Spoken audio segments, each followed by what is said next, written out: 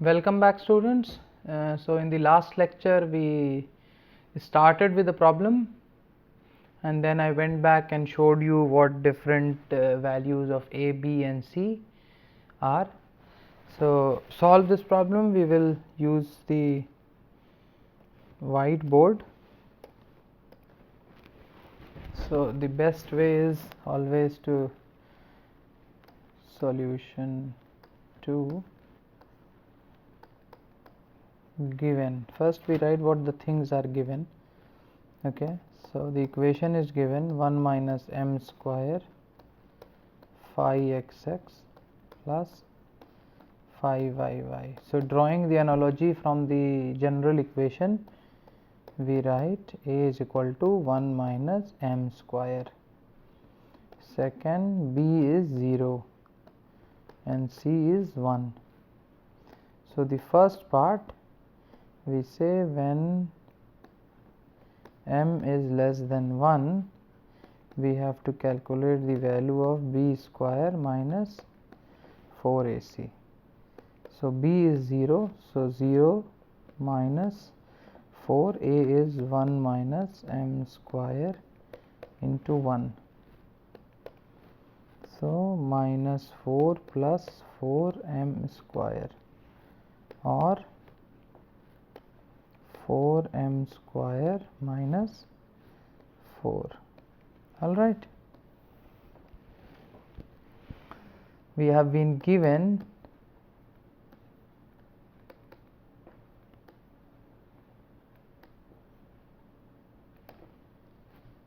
m is less than 1, right? It implies m square will also be less than 1, right, which implies 4m square is less than 4, right? So if you bring 4 on this side, it will become 4m square minus 4 is less than 0. All right, therefore this value 4m square minus 4 or b square minus 4ac will be less than 0, which means it is an elliptical PDE. All right. So in the second part, when m is greater than 1, we have found out, doesn't matter what the value, but b square minus 4ac came out to be 4m square minus 4, right?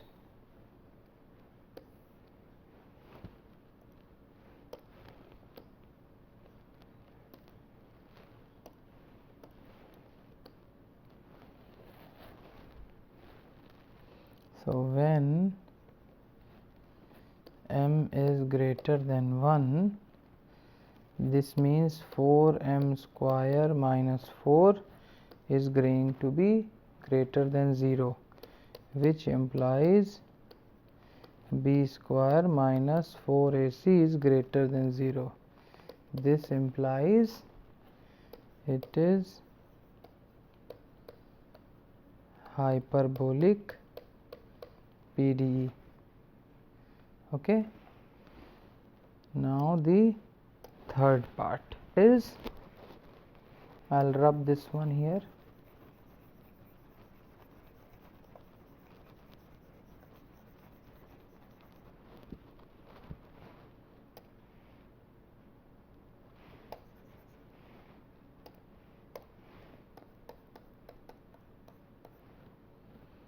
B square minus 4ac when m is equal to 1. So b square minus 4ac came out to be 4m square minus 4,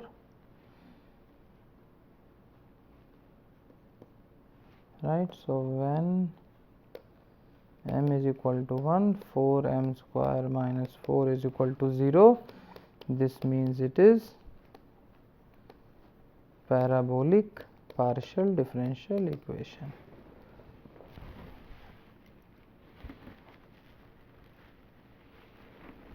So this is how we have solved the problem. Alright,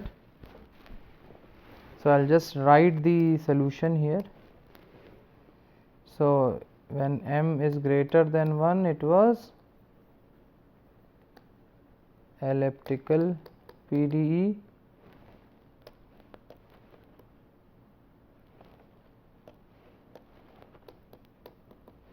m greater than 1, it was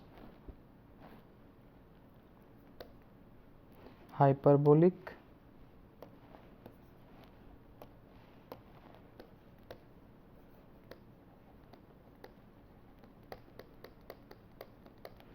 and for m is equal to 1, it was parabolic PDE.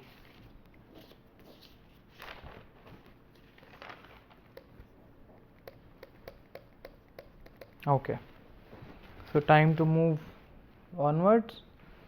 We will solve another problem. So it says that consider the function phi of xy as e to the power x plus e to the power y, and we have to consider the point x comma y as 1 comma 1.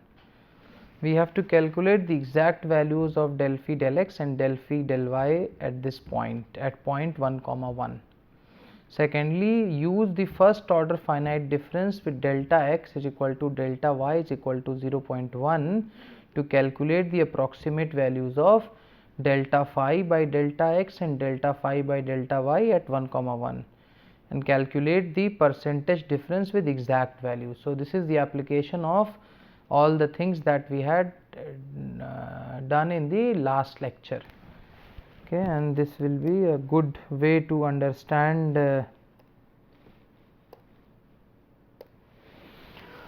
so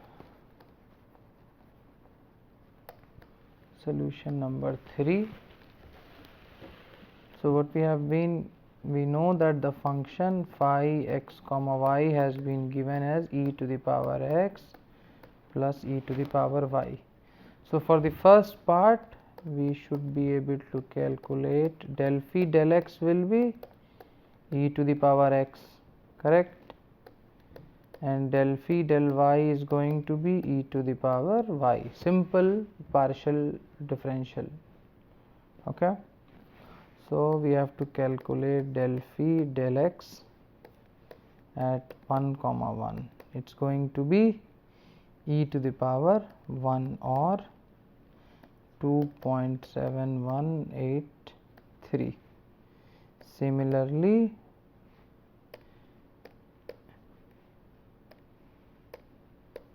del phi by del y at 1 comma 1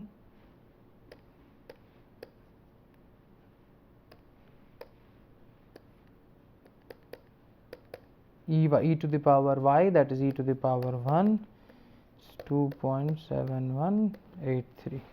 So that was our first question, that we have solved the values of del phi del x at 1 comma 1, del phi del y at 1 comma 1. In the second part, we have been given that delta x is equal to delta y is equal to 0.1. This is what we have to assume.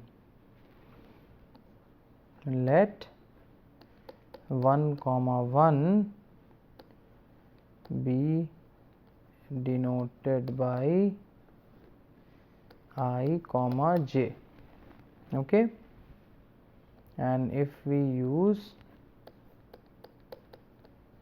first order forward difference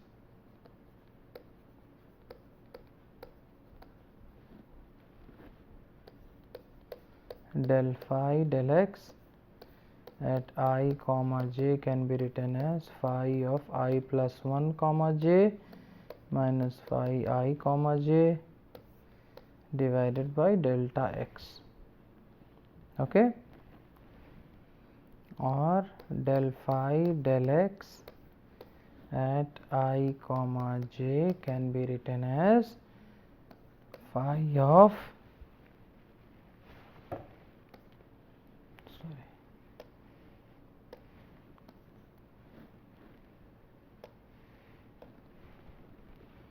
phi at what point? 1, because delta x is 0.1, so 1 plus delta x. So that is 1.1 comma 1 minus phi at 1 comma 1 divided by 0.1. This will be e to the power 1.1 plus e to the power 1 minus e to the power 1 plus e to the power 1. Alright, we are just putting in the values, and if you use your calculator, it's going to be 2.8588. Alright, that is del phi del x at 1 comma 1.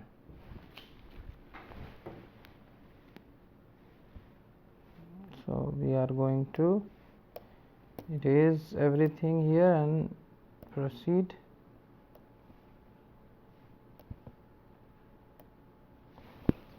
So similarly,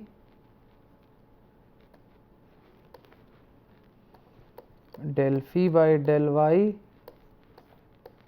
I comma j will be phi of I comma j plus 1 minus phi of I comma j divided by delta y, or the value of the function at 1 comma 1.1 minus phi at 1 comma 1 divided by delta y 0.1, or e to the power 1 plus e to the power 1 plus 1 minus e to the power 1 plus e to the power 1 divided by 0.1. This is 2.8588. So percentage difference for both cases is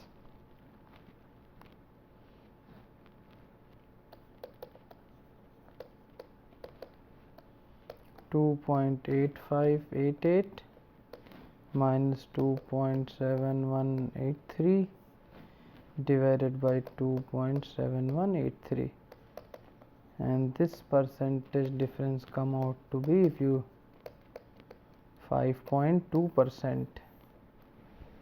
all right. So this is the answer. all right. So this was the simple most question and the solution for demonstrating the percentage difference and the concepts that we have learned in the last lecture. So we proceed from this point now to, we mentioned about other schemes of the meshing, that is the introduction to finite volume method. What is finite volume method?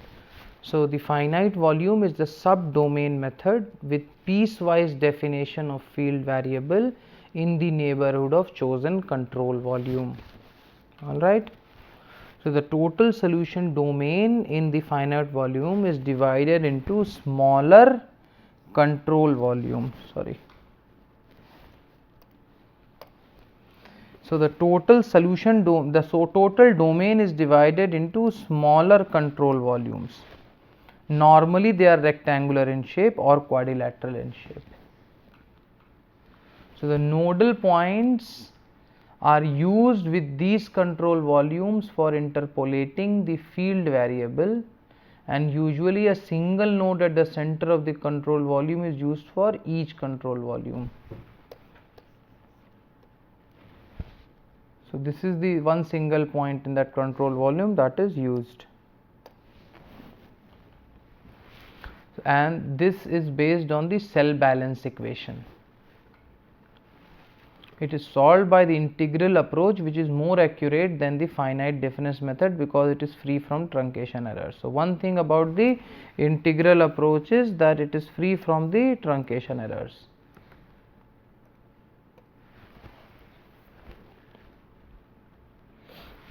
Cell structure is shown in this figure here. You see, this is the control volume, the dashed zone, and this at the center point, we calculate the things. Simple is one method which is called semi-implicit method for pressure linked equations. So simple algorithm is based on finite volume vector. This is just one example of finite.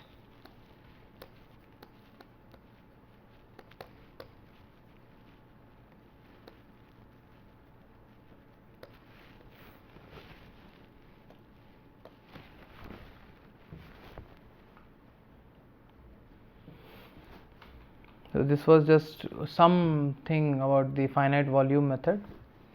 So now going to the things that are very much relevant to our hydraulic engineering course, that how do we model or do the numerical modeling of the turbulent flows. Okay, because most of the flows in real nature are turbulent.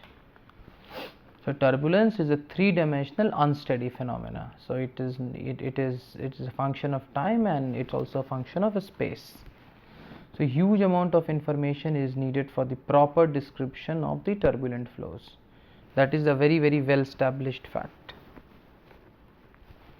Hence, an ideal turbulence method must be able to capture the features of the turbulent flow field at a minimum complexity level. So ideally, the best of the numerical model that can do this type of turbulent flow modeling should be able to capture the features of the turbulent flow with least complexity level. So the model should be least complex as well. So turbulent flows can be modeled numerically to capture the temporal fluctuations, the time average features of the flow field. So the real velocity, the fluctuations mean the deviation from the average velocity, and the time average features of the flow field. So because these two affect the turbulence in terms of turbulent stresses, these two quantities. You remember we mentioned about U prime and U bar in our laminar and turbulent flows. So average flow properties and the turbulent fluctuations are actually coupled.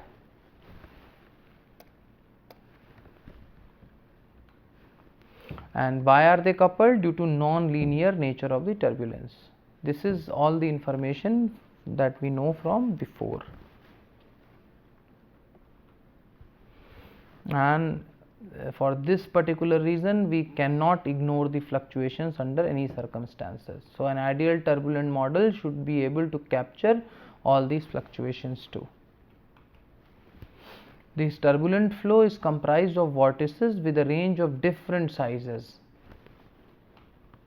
Simulations of all scales of the vortices is not possible.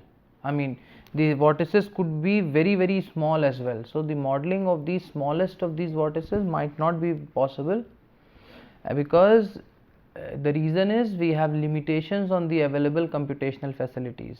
The time when the quantum computing is a reality, this might be an easier thing to do, but for now, until that point, we still consider that our computational facilities where we are able to capture all the scales of vortices is not yet possible. Further, a universal turbulence model which is valid for all the turbulent flows is not yet available as well. Okay.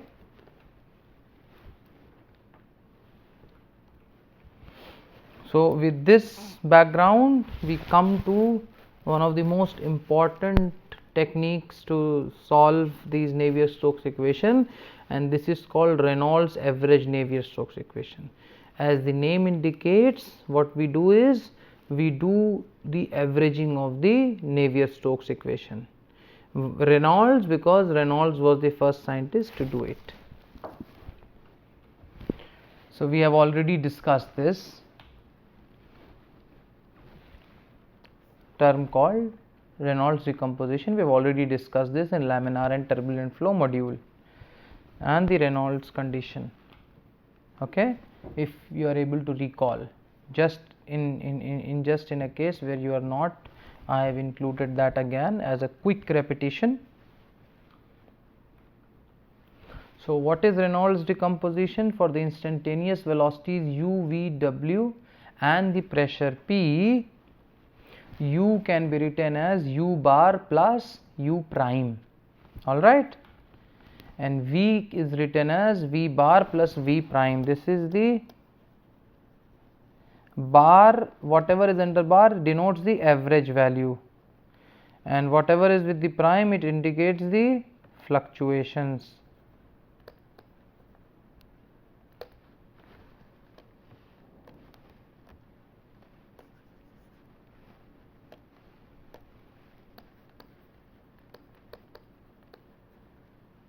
Okay. Similarly, W is written as W bar plus W prime, and pressure is written as P bar plus P prime. So, if we say that F dash and D dash are any two general fluctuating parameters, we also have dealt this in our previous slide, then the average of F bar and G bar is going to be 0. So, F prime whole bar and G prime whole bar is 0. Also, we know that F prime multiplied by G prime and taken the average of that quantity is not equal to 0. If you recall, we had Reynolds shear stress is U prime W prime. If this was 0, then there would be no Reynolds shear stress, right? But this is not equal to 0, therefore is the finite shear stress.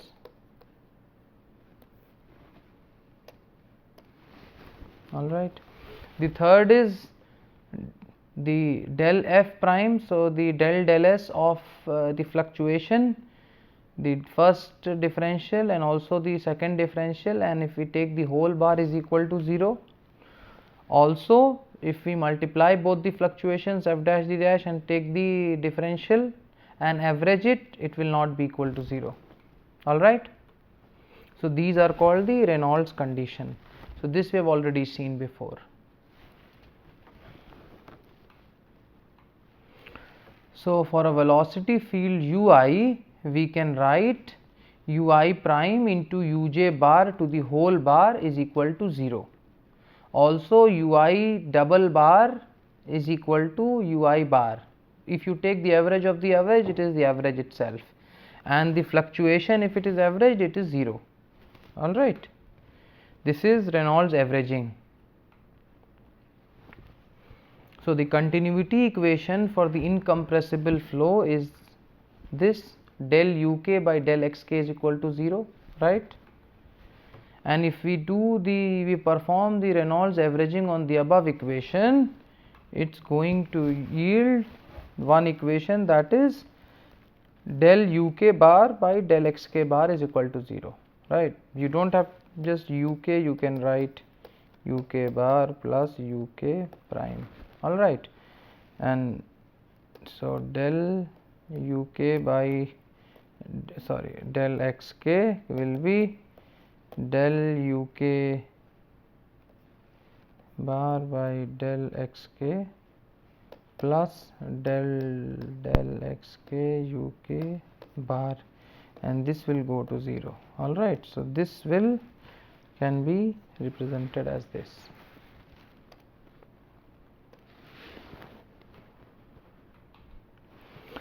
The Navier-Stokes equation for an incompressible flow can be written as del ui del t plus del ui uj by del xj is equal to minus 1 by rho del p del xi plus del xxj 2 nu dij. This is the standard form of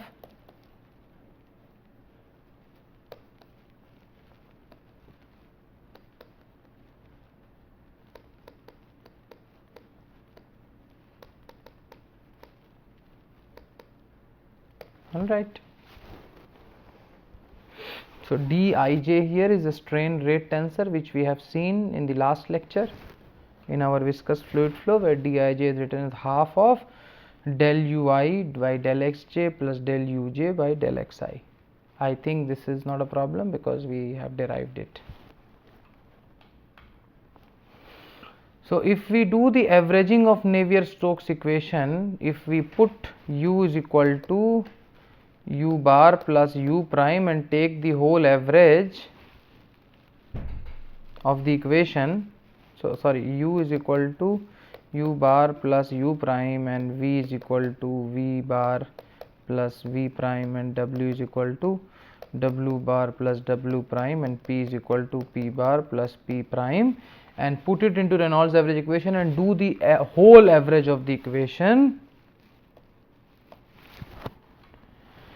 We are going to get equation like del ui by del t whole bar, del ui bar, del uj bar. So if you see, this is average term, this is average term, this is average term, this is also average term, and this is also average term, right? So if we use equation 2, the above equation, you see, you remember that equation 2, this one here, del uk bar by del xk is equal to 0, using the continuity equation, it can be written as del ui bar by del t is equal to minus 1 by rho del p bar by del xi plus del xj of minus tau ij plus 2 nu dij. All right.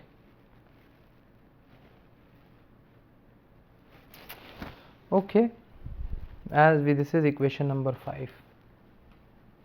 So this actually is nothing but Reynolds average Navier-Stokes equation.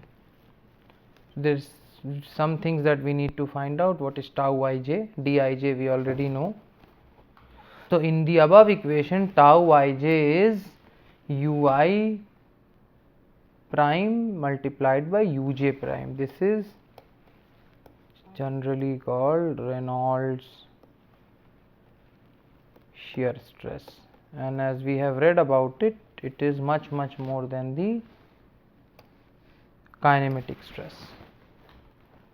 And tau ij here is a symmetric tensor. Symmetric means ui prime uj prime is equal to uj prime ui prime. So the term rho into, when rho is multiplied by tau ij, is known as turbulent stress or Reynolds stress. All right. The objective is to solve the Reynolds average continuity and momentum equation to obtain the average flow field ui bar and rho. Okay, so the objective of this thing is to solve the flow for ui bar and p bar. We want to find out the average quantities. That is why we do some turbulence modeling. Okay.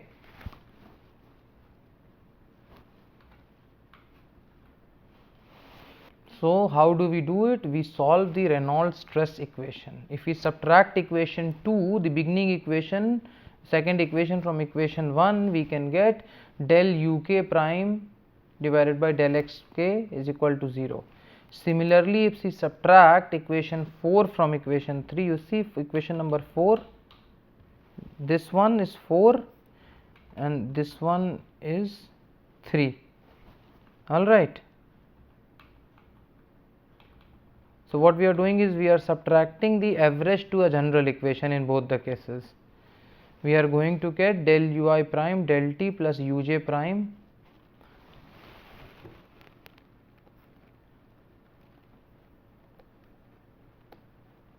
original equation minus averaged equation. All right. Same is here, original equation minus averaged equation. And why do we do this? To obtain fluctuation equations. So with that, this is how we obtain the equations with fluctuation terms in terms of differential equations. All right. If expressing uj bar into del ui bar, uj prime into del ui prime del t plus ui in terms of equation 7, okay. So if we express that in terms of equation 7 here, you know, and this is called the Reynolds stress equation, where this Pij is called the production of Reynolds stress this pi ij is the pressure strain correlation tensor and epsilon ij is the dissipation, where jk is diffusive flux. You can try to do this at your home, but the derivation of this is outside the scope of the current course. I have shown you the methods how to get one equation from the other, but the details is not in your course curriculum. All right, and this is Reynolds stress equation, equation number Pij is given as minus tau ik del uj by del xk minus tau jk del ui del xk. This is the expression of the dissipation, production and pressure strain correlation factor. Epsilon ij is the dissipation. It is expressed like this: 2 nu del ui prime del xk del uj prime del xk whole bar. All right, where jik is given in this form. This is velocity fluctuation, this is pressure fluctuation, and this is fluctuation due to the viscosity. Therefore, jtijk can also be written as ui prime, uj prime and uk prime. Or you see, this velocity fluctuations is written like this, the pressure fluctuation is written like this, and viscosity fluctuations is written like this. So, we have seen what all these terms of we have seen that what all these term means for this Reynolds stress equation. You see this one here, Pij, pi ij, production of Reynolds stress, dissipation, diffusive flux and pressure strain correlation factor. So, you do not need to remember all the details here, but the way of doing it is quite an important, and somebody who would be interested in doing further research or further studies in MTech, this will be a complete course in itself. Okay. So, now how to close this problem is the important question, and that will be the topic of our next lecture, and we will also proceed with techniques like direct numerical simulation and large eddy simulation for the modeling of computational fluid dynamics. So, this will be all for today. Thank you so much for listening, and I will see you in the next lecture.